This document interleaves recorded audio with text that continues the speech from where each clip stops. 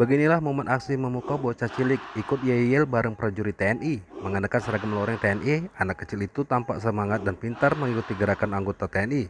Begitupun dengan gerakan yang sama, tanpa canggung terlihat profesional, lincah mahir saat memimpin yel-yel bersama puluhan prajurit TNI. Pertunjukan yel itu setelah upacara penutupan pendidikan pertama 700 Bintara Dikmaba TNI Angkatan Darat, gelombang kedua oleh Pangdam 5 Brawijaya, Majen TNI Rudi Salidin di lapangan hitam Secabari Dam 5 Brawijaya, Jember Kamis 27 Maret 2025 kemarin.